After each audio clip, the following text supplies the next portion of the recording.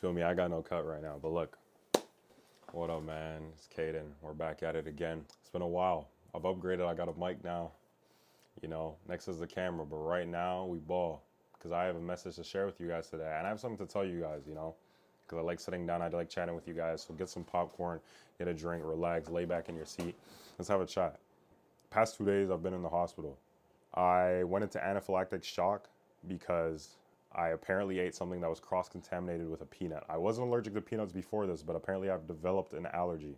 Before I made my way to work, I tried a snack that my mom gave me, and I went into anaphylactic shock. I had to be admitted to the hospital, admitted to the ICU, and they basically helped me breathe again because my throat was completely swollen, sinuses were swollen, my vocal cords were swollen, everything was just swollen, my face was puffy, it was bad, man, it was bad. During my time in the hospital, because I was kind of bored of doom scrolling and stuff like that, I got the time to reflect. I had to let my phone charge, so I had to actually use my brain. Boring. But look, I used my brain and I started thinking about how proud of myself I actually was. Because prior to that day when the incident occurred, I had posted my first ever reel on IG. That's big for me because me personally, I had always hesitated to post on Instagram because I was the type of guy where I like to keep my presence on Instagram nonchalant. I liked to be mysterious. I didn't really like to put myself out there unless it was a perfect picture or collection of pictures that I thought everybody would love. You know what I mean? So I always just kept the authentic part of me off of Instagram. But I reflected on this and I was like, wow, that wasn't so bad. I got great feedback, great comments, a decent amount of likes. And I'm like, how come I never did this sooner? And then I started to think of every instance of my life prior to this day on how I would purposefully avoid situations where I might fail or situations that were embarrassing or I thought made me look less cool or it just didn't match up with the perfect persona that I had in my head. And that's what I want to talk about today. That perfect persona of you, that perfectionist persona, that ego-driven persona of you is exactly what's stopping you from getting everything that you want and from being the social butterfly that you might actually be in reality. You're probably one of the most interesting people out there. I mean, I only make videos for intellectuals and really cool people, so you have to be one of those at least, at the very minimum. I'm telling you right now, it's the narcissism, man. So let's talk about it, right? So how do you get from being this perfectionist slash narcissistic person to being the person that's okay with being seen as imperfect, being the type of person that's okay with falling short, and the type of person that's okay to make mistakes in the name of growing as a person, right? How do you become that person, right? So I won't lie to you, it wasn't an epiphany that I came to on this hospital bed or the day before the hospital bed when I posted the Instagram video. It was literally just a random Thursday where I decided, hey, I'm gonna do this. Because I really sat there and I thought about it, right? So let's think about perfectionists and let's think about narcissists. They're some of the most self-centered people on planet Earth. And yet, most of their day revolves around what looks great to others. Ironic, right?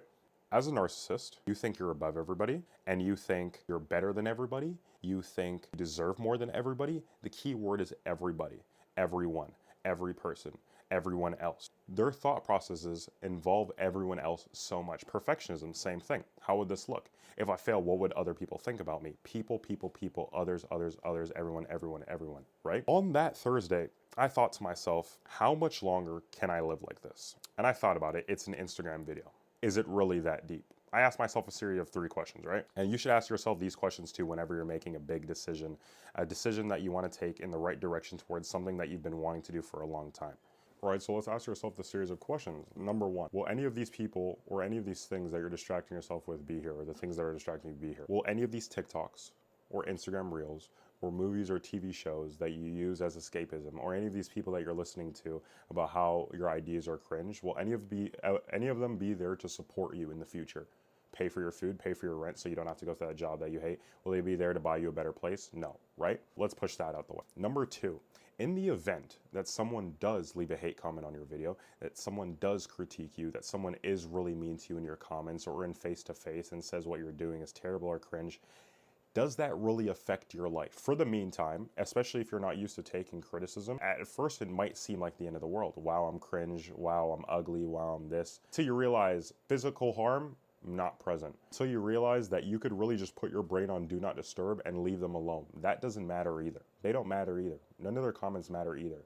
And then number 3 is, what do I want to do, right? So ask yourself, what do I want to do? And then answer it with a yes or no question. So do I want to post content? Yes. Do I want to make living for myself, doing something that I love, that I enjoy, that I personally could see myself doing for a long time, or that fulfills me at least in the moment's time, right? Yes.